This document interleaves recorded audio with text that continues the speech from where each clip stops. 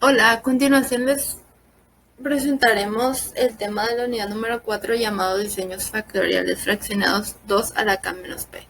Nuestro equipo está integrado por Molina Uría Chelsea, Ramírez Serrano Yuquie, Serrano Benítez Paola y mi nombre es Hebrón Navajania. Definiciones. Tenemos dos definiciones, un efecto principal y dos interacción. El efecto principal es contribución de cada factor sobre las variables de respuesta, después de medir el cambio producido en estas, cambio que depende del nivel del factor. La interacción es cuando existe una relación o dependencia entre dos o más factores, es decir, cuando el efecto de un factor depende del nivel del otro. Un dato es que las interacciones de 3 o 4 factores rara vez son consideradas, porque una interacción de 3 factores significaría que el efecto de un factor se modifica al establecer otro factor. Y el efecto de esta interacción de dos factores se modifica y esto lo hace complejo y un evento poco probable. El diseño factorial fraccionado 2 a la K-1 representa la mitad del factorial original completo. Se utilizan a menudo para reducir el número de ejecuciones ocurridas. Estos diseños son muy populares y utilizados para reducir considerablemente los costos y el tiempo necesario para realizar un experimento. Se tiene que elegir adecuadamente una parte o una fracción de los tratamientos de un factorial completo, con la intención de estudiar el efecto de los factores. El efecto sparsity o efecto espacio, por lo general, solo algunos de los muchos factores investigados eventualmente resultarán ser importantes, y estos se reflejan en la regla de Pareto o en el gráfico de Pareto. Como consecuencia de los muchos factores que se investigan, se espera que solo unos pocos sean estadísticamente significativos. Podemos centrarnos en las interacciones que contienen factores cuyos efectos son principales e importantes entre sí. Son una opción adecuada cuando los recursos son limitados o el número de factores incluidos en el diseño es bastante grande. Hechos insoslayables o inevitables. Se pierde información ya que habrá efectos que no podrán estimarse y se tienen menos grados de libertad disponibles para el error. Los efectos que sí se pueden estimar tienen al menos un alias. El que un efecto sea alias de otro significa que en realidad son el mismo efecto con nombres distintos. Y al estimar uno de ellos al mismo tiempo se estima el otro, de manera que no se pueden separar. Resolución. Es una característica de un factorial fraccionado, que indica que pueden estudiarse los efectos más importantes. Un diseño factorial fraccionado es resolución R si los efectos formados por la interacción de P factores no son alias de efectos de interacción que tengan menos de R menos P factores. Existen tres diseños de resolución de mayor interés, que son 3, 4 y 5. 1. Diseño de resolución 3. En estos diseños los efectos principales no son alias entre ellos, pero existen efectos principales que son alias de alguna interacción doble. 2. Diseños de resolución 4. En este diseño los efectos principales no están alias entre ellos, ni con las interacciones dobles, pero algunas interacciones dobles tienen alias con otra interacción doble. 3. Diseños de resolución 5. En estos diseños los efectos principales y las interacciones dobles están alias con interacciones triples o de mayor orden. Es decir, los efectos principales e interacciones dobles están limpiamente estimados. Nosotros llegamos a la conclusión que nuestro problema es de diseño de resolución 4. A continuación les voy a mostrar por qué. Debido a que se encontraron tres alias en nuestro diseño factorial, solo entre las interacciones dobles en el diseño y se tiene un solo generador, nos basamos en la fórmula anterior. Tenemos que R menos P es igual al total de alias. Nuestro total de alias son 3. Entonces tenemos que despejar esta fórmula pasamos el -1 al lado derecho y tenemos como final que R es igual a 3 más 1, que serían 4. A continuación les voy a hablar sobre el problema que nos tocó. Bien, un ingeniero industrial trabajó en el diseño de un nuevo proceso de nixtamalización del maíz. Se pretende que este nuevo proceso de nixtamalización mejore las propiedades de absorción de agua y que presente un alto contenido de compuestos fenólicos a fin de mejorar la capacidad de antioxidante y antimicrobiana del maíz nixtamalizado. Análisis del problema. El nombre de nuestro diseño es diseño factorial fraccionado 2 a la 5 menos 1. Tenemos 16 tratamientos, 2 variables de respuesta, que sería pH y el porcentaje de materia seca. Nos basaremos en la variable de respuesta de contenido de fenólicos ligados. Tenemos 6 factores. 1, el bicarbonato de sodio. 2, cloruro de calcio. 3, carbonato de calcio. 4, sulfato de calcio. 5, tiempo de cocción. Y 6, tiempo de reposo. Dado que el factor E es un generador que iguala al factor A, que es el bicarbonato de sodio, lo eliminamos de los cálculos ya que es alias de A y todas sus interacciones son iguales. En conclusión, podemos decir que el factor A y el factor E tienen el mismo efecto sobre la variable de respuesta, que es contenido de fenólicos ligados. Es decir, al calcular el efecto del factor A en el contenido de fenólicos ligados, también estamos calculando el efecto de tiempo de cocción. Por lo tanto, se elimina este factor.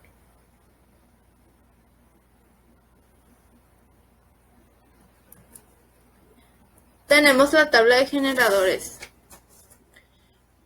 Como tenemos 5 factores en nuestro diseño, después de eliminar E, el diseño sería 2 a la 5 menos 1, con 16 corridas con un alias de cada efecto. Esto quiere decir que comparten contrastes. Los generadores predeterminados no comparten alias en un diseño de 5 a la menos 1.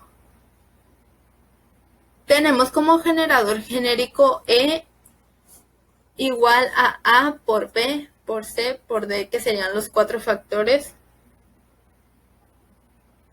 El número de P va a ser igual al número de generadores que tendrá el diseño.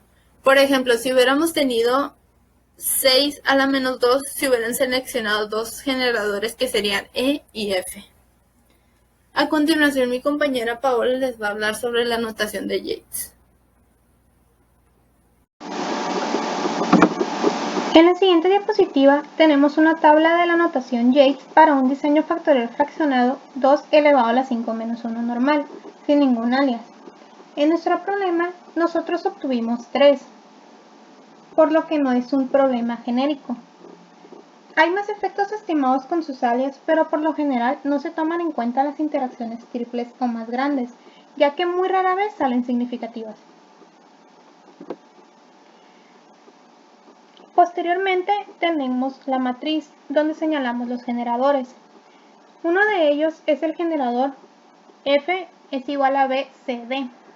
Esto quiere decir que la multiplicación de B por C por D nos da el mismo valor que tenemos en la columna F. Por ejemplo, menos 1 por menos 1 da 1 positivo, por menos 1, 1 negativo, igual que aquí.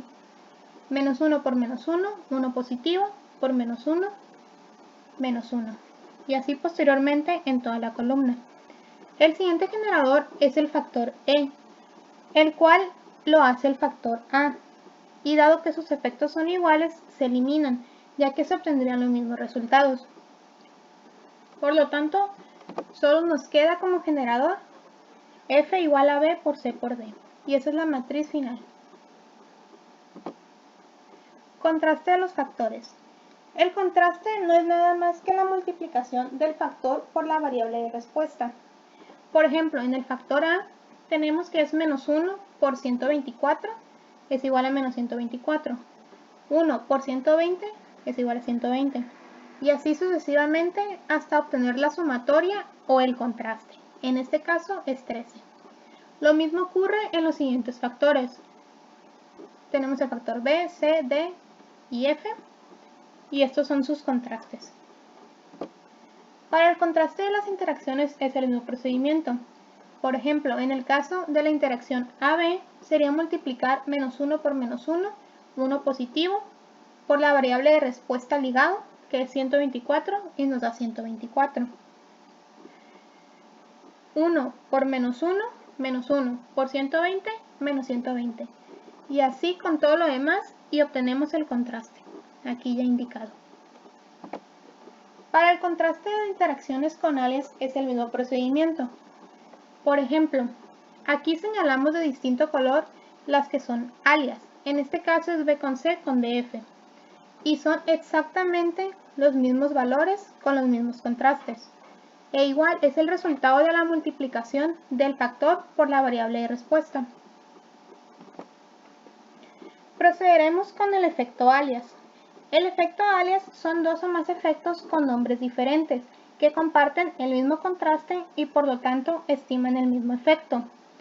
En este problema se puede decir que DF y BC están confundidos, es decir, tienen alias, al igual que BD y CF y a su vez BF con CD.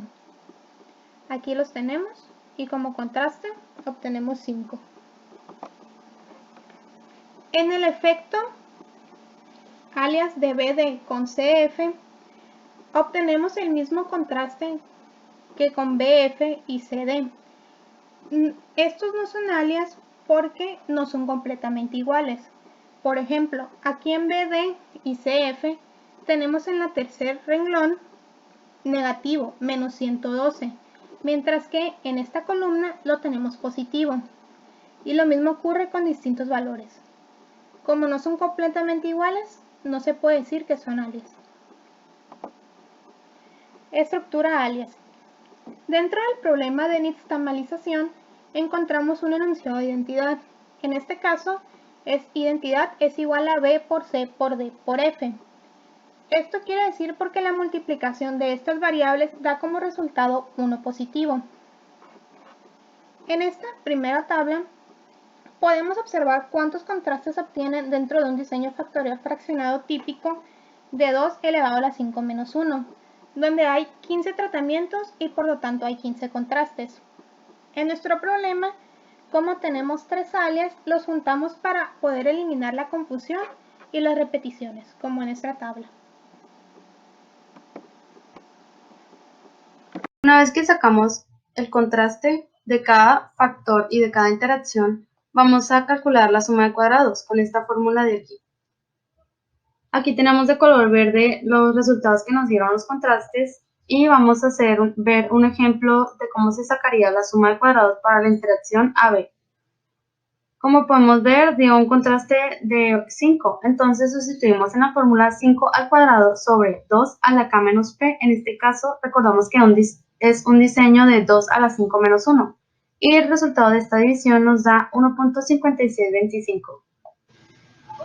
Aquí podemos ver el resultado de la suma de cuadrados para la interacción AB y de igual forma se hace con las demás interacciones y los demás factores. Después se realiza un análisis de varianza, también conocido como tabla NOVA. Lo primero que vamos a hacer es vaciar la información que acabamos de calcular ahorita, que es la suma de cuadrados, y ponemos el nombre de los factores y de las interacciones. Aquí podemos ver que estamos colocando ya las alias. Si nos vamos a la diapositiva anterior, podemos ver que tienen el mismo color las alias y también que dan el mismo valor. En la tabla NOVA se pondría de esta manera.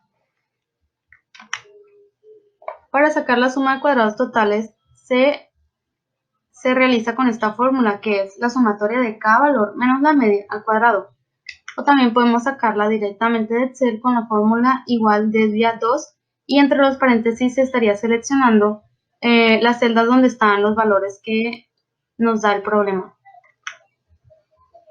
Para la suma de cuadrados del error se le va a restar a la suma de cuadrados totales la sumatoria, es decir, la sumatoria de todas estas sumas de cuadrados, de todos los factores y de las interacciones.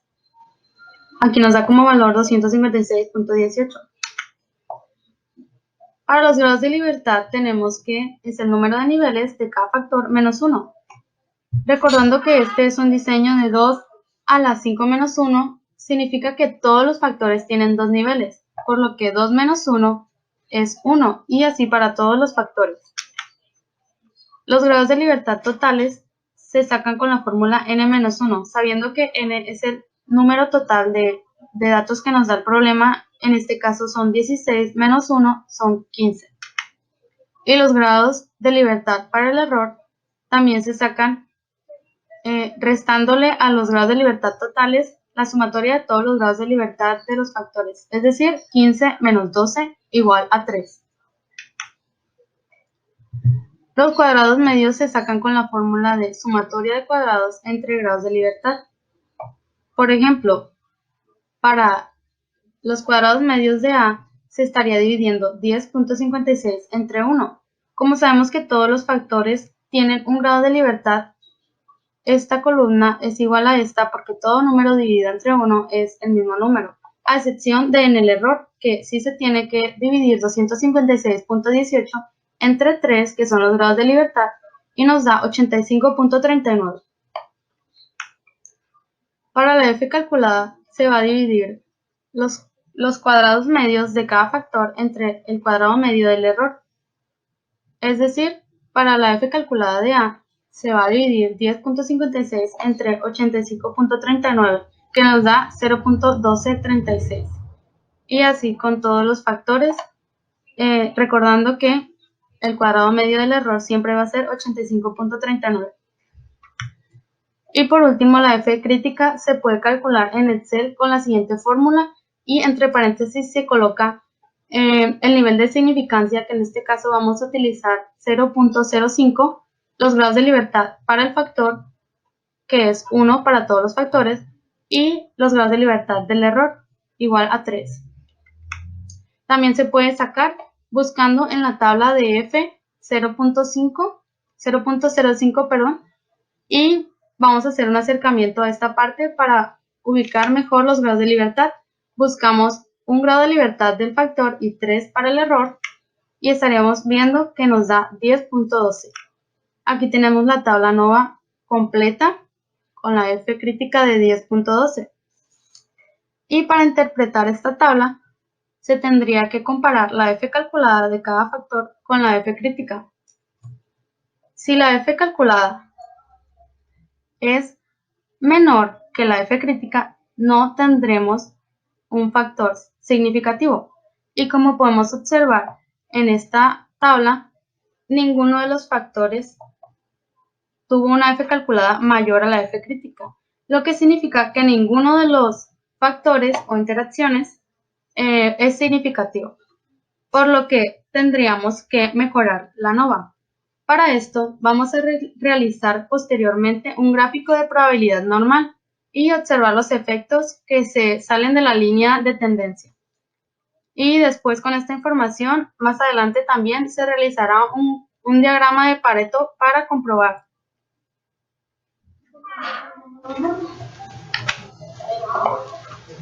Para sacar el efecto vamos a tener esta fórmula de aquí, y de igual forma aquí tenemos el contraste para cada factor y para cada interacción. Calculando el efecto de AB, tenemos que su contraste es de 5 y se tiene que dividir entre 2 a la k menos p menos 1, que como mencioné anteriormente es 2 a la 5 menos 1 menos 1. Y esta división da como resultado un valor de 0.625. Y aquí se colocaría. De igual forma, este procedimiento se realiza para todos los factores y para todas las interacciones. Lo que podemos analizar aquí es que este efecto, tuvo un valor positivo, es decir, es un efecto positivo y tiene una pendiente positiva. Aquí podemos seguir analizando los demás efectos de las interacciones y podemos ver cuáles son negativas y cuáles son positivas. Hipótesis nula. que sería, no hay evidencia estadística que indique que algún efecto es significativo.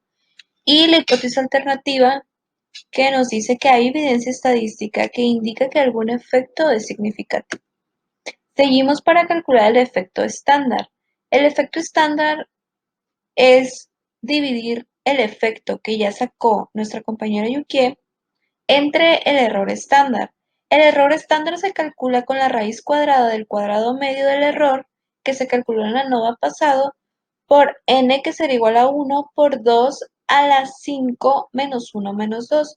Siempre va a ser a la 5 porque acá no cambia en este diseño, en este problema. Entonces nos arroja 4.6204. Esto se pone en todas las filas de las variables que tenemos aquí en esta tabla. Y al momento de dividir nos da un efecto estándar. Este efecto estándar es el que se va a graficar en mi gráfico de Pareto y mi gráfico de la probabilidad normal. Aquí lo que quiero que quede claro es que el signo no importa en el de Pareto. ¿Por qué? Porque el signo lo que nos está indicando, solamente es la pendiente que toma al calcular, por así decirlo, las medias de cada factor en cada nivel. Por ejemplo, en el factor A, que tenga un signo positivo quiere decir que en el nivel bajo del factor A, la media es más chica que en el nivel alto del factor B. Lo mismo quiere decir en B, que tiene un signo negativo, quiere decir que en el factor bajo de B, su media es más alta que en el nivel alto. Es decir, para pendiente positiva, como la marca el cursor, pendiente negativa, como la marca el cursor. También tenemos como parámetro testudent. Esta porque tenemos una muestra de 16 datos. Dado que es menor que 30, pues escogemos testudent para tener como parámetro. Pareto nos dice que tenemos factores vitales y factores comunes. ¿Qué quiere decir esto? Vitales quiere decir que son los más propensos a ser significativos, vaya, o los más grandes. Pareto siempre se va a graficar de mayor a menor, de arriba a abajo. Tenemos, pues, como ya les expliqué, no importa si la tendencia es negativa o positiva, el efecto se toma como valor absoluto. Y nuestro parámetro de testudent se grafica de manera horizontal para comprobar el hecho que caigan dentro de testudent, o sea, que sean menores que testudent los efectos, nos quiere decir que se rechaza la hipótesis alternativa. ¿Qué quiere decir esto? Que no hay evidencia estadística que nos diga que hay algún efecto significativo. Pasamos a la gráfica de probabilidad normal. La gráfica de probabilidad normal se hace una tabla antes de graficar con los efectos de menor a mayor, ahora sí tomando en cuenta valores negativos y positivos. Después ponemos la posición, que pues el más chico vendría siendo 1 y el más grande n. En este caso son 12 porque alían por los alias que tenemos. Cuantiles teóricos. Esto lo sacamos con esta fórmula y la vendremos despejando como la posición. Esto en Excel sería igual a distribución Z y inversa, creo. Tenemos los cuantiles y ahora estos los buscamos en la tabla Z. Ya que los tenemos, los vamos a multiplicar por 100 para tener porcentajes. Siempre vamos a graficar con porcentajes en la gráfica normal. Pasamos a nuestra gráfica y tenemos los datos. Lo que dice nuestra línea de tendencia, que hay una correlación fuerte, dado que tenemos el dato de correlación es mayor a 0.85. Entonces, lo que quiere decir que nuestro diseño se ajusta al 91%, es decir, que explican 91% de los datos de mi diseño o de mi problema. Podemos observar que aquí hay una clase de conglomeración de datos y acá están unos alejados que si observamos, si ponemos un poquito de atención, CD, FAD serían los que tienen más efecto en la gráfica de Pareto. CD, AD y F son los con efecto más grande, es decir, los que están más alejados, con más dispersión. Pasamos a mejorar el ANOVA ya con estos datos, pues los que tienen menor efecto los vamos a eliminar por decisión propia, dado que ninguno salió significativo con el test-student, entonces eliminamos los primeros 4. ¿Para qué eliminamos? Para tener más grados de libertad en el error, y esto, al aumentar los grados de libertad del error, hace que la distribución T crezca y se asemeje lo más posible a la distribución normal. Esto es para aceptar o rechazar para acercar lo más posible a la realidad. Continuamos. Volvemos a poner la misma suma de cuadrados que teníamos, la misma suma de cuadrados de los factores e de interacción. Volvemos a poner la misma total, pero la del error va a aumentar. ¿Por qué? Porque vamos a tener menos suma de cuadrados de factores. Entonces volvemos a hacer lo mismo, grados de libertad son 1 porque los factores tienen 2 niveles. Las interacciones tienen 1 porque es la multiplicación de los grados de libertad de los grados de libertad del factor que tiene. Por ejemplo, AD, ya eliminé D, pero estamos conscientes que era 1. Entonces A es 1 por D, 1. Entonces mis grados de libertad son 1. El total, dado que tenemos 16 corridas, pues son 15 grados de libertad. Se hace lo mismo, se divide el error y la F calculada se divide el cuadro medio de cada factor o interacción entre el cuadro medio del error. Nos viene saliendo esto, F crítica con 0.05 de probabilidad, 1 de error, 1 de grado de libertad de factor, 1 de 7 grado de libertad del error y nos sale 5.59. Podemos observar que F crítica es más grande que F calculada de todos nuestros factores e interacciones y alias, perdón.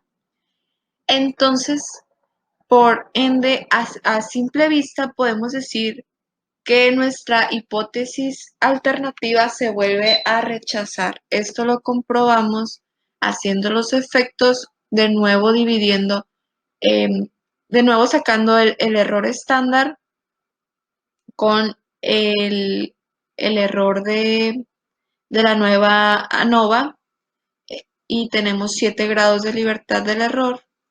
Volvemos a hacer lo mismo, sacamos test-student con 0.05 de probabilidad, ahora 7 grados de error y dividimos nuestro efecto entre los errores estándar y vamos otra vez a Pareto. Recordemos que el signo negativo no tiene nada que ver, se pasan a valores absolutos. ¿Qué vemos de diferente aquí? Que esta. Vemos que ahora la test-student está mucho más cerca de nuestros primeros 2 factores. Es decir, que nos estamos acercando a saber si alguno de esos factores es significativo. Volvemos a lo mismo, eliminamos los factores sin que tenemos más abajo que serían comunes.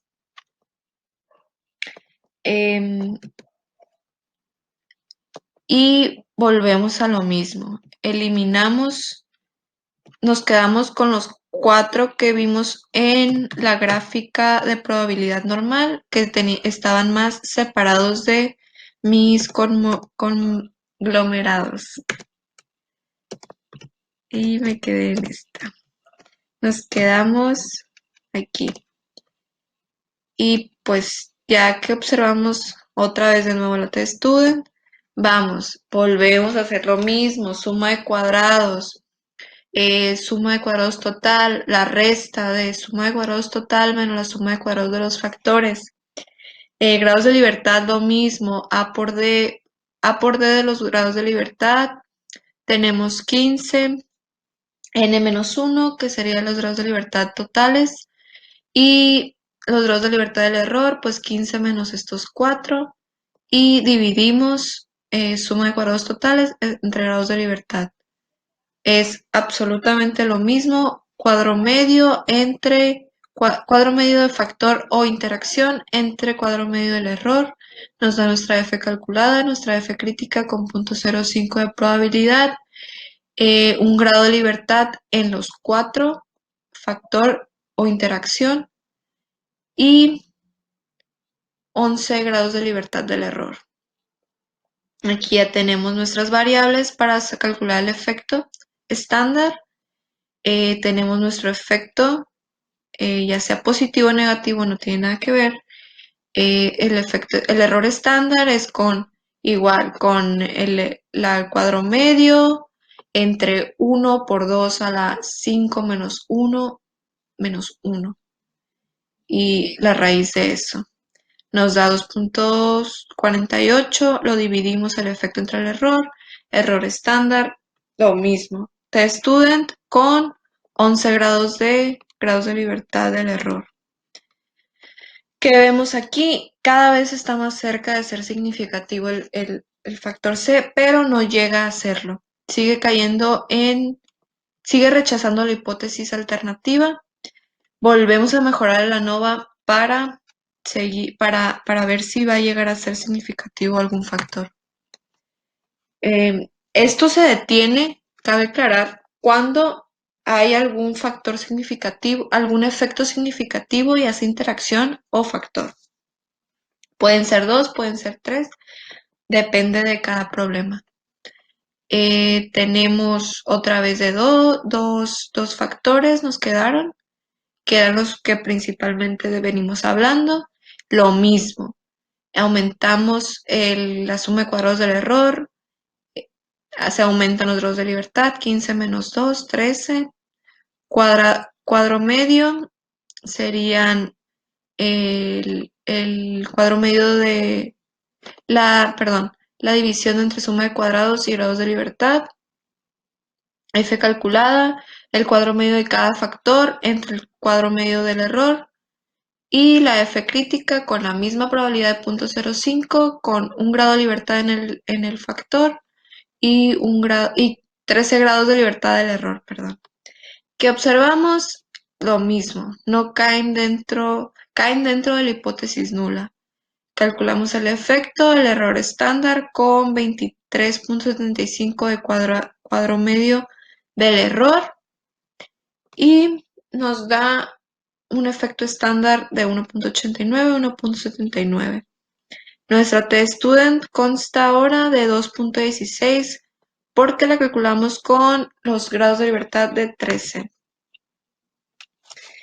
Volvemos a lo mismo, no caen dentro de nuestra hipótesis nula. Se rechaza la hipótesis alternativa, no hay algún indicador que diga que nuestros efectos son significativos. Se mejora aún más el ANOVA, tenemos ahora a C. El factor C quedó como último porque es el más grande, el que tiene su efecto más alto. Volvemos a hacer lo mismo. la F crítica igual con 0.05 de probabilidad. El error nos queda de 27.52 del cuadrado medio y el error estándar de 2.62. Dividimos el efecto entre el error estándar, y nos sale 1.76. Calculamos la t-student con 14 grados de libertad del error, nos da 2.14. Aquí, de simple vista, ya podemos observar que sigue cayendo en nuestra hipótesis nula.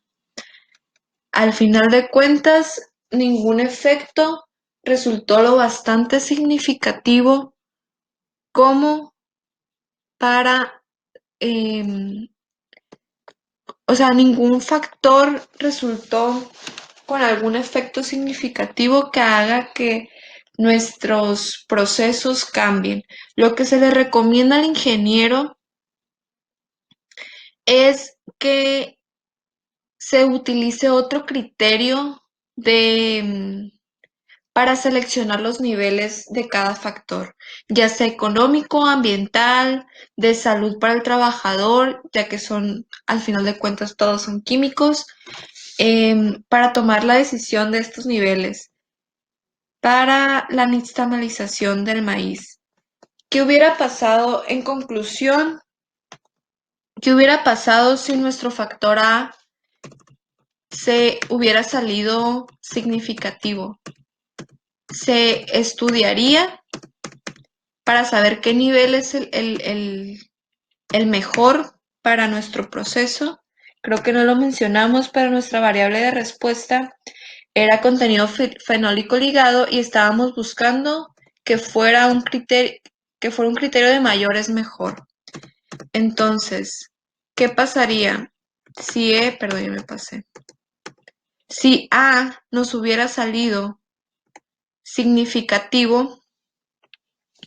Quiere decir entonces que el factor E también lo hubiera sido. Que no hay que olvidar eso, que lo eliminamos por razones de no repetir efectos, pero no son lo mismo, son diferentes cosas. Aquí sería, creo que, bicarbonato de sodio y acá es tiempo de cocción. Son cosas totalmente diferentes. Otra cosa que al tener, pues sería todo. Es la conclusión de todo nuestro proyecto, de nuestra solución. Nuestra solución al final de cuentas es utilizar otro criterio, ya sea económico, ambiental, o también en nuestro problema venían otras variables de respuesta que se podían utilizar. Sería comparar con otras variables de respuesta y pues sería todo.